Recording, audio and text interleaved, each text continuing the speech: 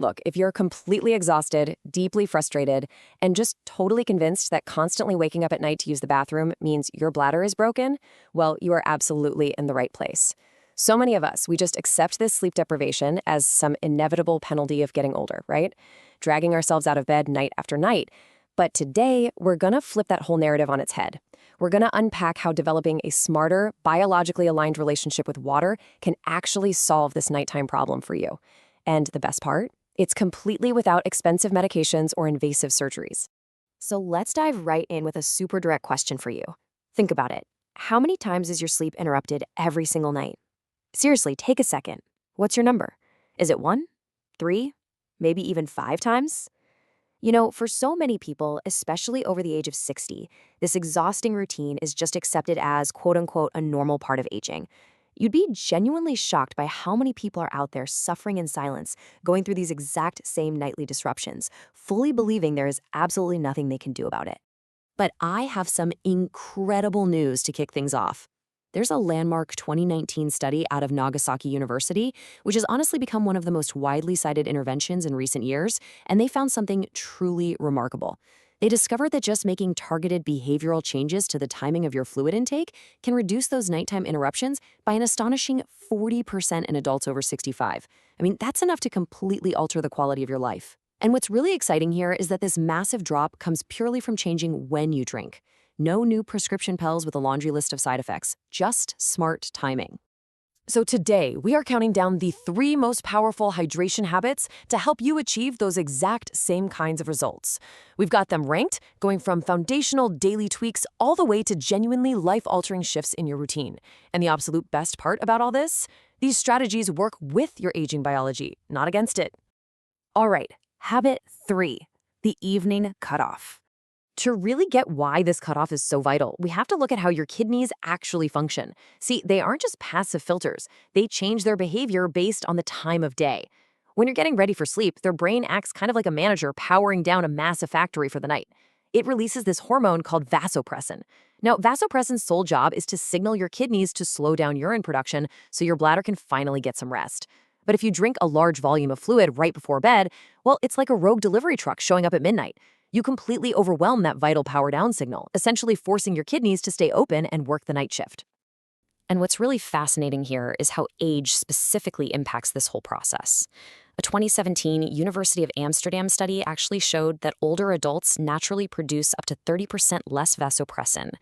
Think of vasopressin as your body's nighttime braking system for urine production.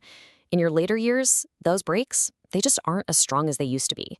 Because of this biological shift, even just 2 modest evening glasses of water can easily overpower your weakened braking system. It tips your bladder right over the edge, absolutely guaranteeing you a 2 a.m. wake-up call. But the results of actually putting this knowledge into practice are just undeniable. A 2020 University of Toronto study tracked adults who implemented one very simple rule: a fluid cutoff 2 to 3 hours before bedtime. Just by giving the kidneys time to process liquid before sleep, their nighttime bathroom trips dropped from 2.8 down to 1.6. Guys, that's a 43% improvement. Just imagine what that actually means for your daily life. Waking up almost half as much means you're getting longer, deeper cycles of restorative sleep. You're getting drastically more morning energy, literally just by closing the kitchen sink a little earlier in the evening. And this isn't just clinical theory either. Take the real-world case of Mahi, a 68-year-old teacher. She was waking up 4 times a night, dragging herself out of bed, and then trying to grade papers the next day while completely exhausted. Her hidden culprit? She was actually drinking herbal tea right up until lights out, thinking it was relaxing her. By simply setting a strict 7:30 p.m. fluid cutoff for her 10:30 p.m. bedtime, she went from waking up 4 times a night down to just once in only 3 weeks. The dark circles in her eyes vanished. She literally got her life back, all from just adjusting her timing. Okay, but stopping your intake is really only half the battle. Let's move on to habit 2, front-loading hydration. So many of us completely by accident are operating on a physiologically backward schedule. We mistakenly underdrink in the morning when we're busy, and then we just flood our systems at night while watching TV to try and catch up. But your kidneys process fluid far more efficiently when you're active, moving around and upright, thanks to better blood flow and metabolism. In fact, a 2021 clinical trial out of Seoul National University showed an incredible 47% reduction in nighttime bathroom trips just by having patients drink 70% of their daily fluids before 2 p.m. You've got to give your body the water when it actually has the metabolic engine running to process it. We see the true power of this optimized schedule in Robert, a 71-year-old engineer. Robert was entirely convinced he had a severe, irreversible prostate issue. He was barely drinking a drop of water before noon, but then downing a massive liter in the evening. Once he shifted his hydration strictly to the morning, his nighttime trips absolutely plummeted, from nearly 4 down to just 1. The psychological relief he felt, realizing his body wasn't broken and his routine was just misaligned, was immense.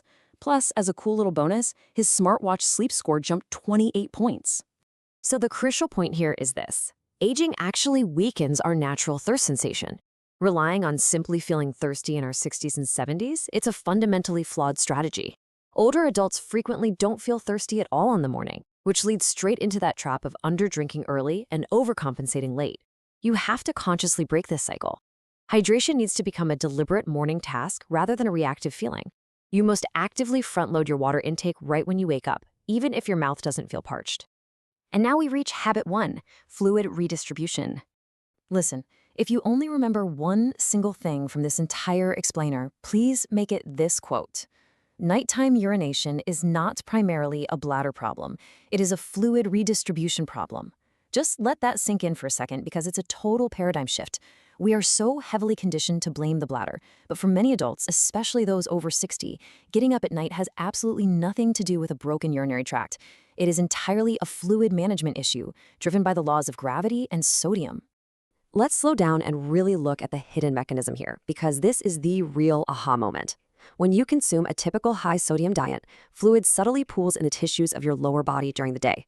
Think of your legs and ankles, kind of like a sponge, absorbing excess water while you're on your feet. It's called peripheral edema. Gravity is keeping that fluid pinned down in your legs all day long. But the very moment you lie down flat in bed at night, boom, you open the floodgates. Gravity is no longer holding that fluid down. It redistributes upward, re-enters your bloodstream, and a 26-year-old who had suffered for years. She had tried harsh medications, months of pelvic floor therapy, all with absolutely no luck. She felt incredibly defeated. What she didn't realize was that her daytime fluid was secretly pooling in her legs. By simply reducing her daily sodium to under 2,300 milligrams and committing to elevating her legs in the afternoon, her nighttime urine output fell by 44%.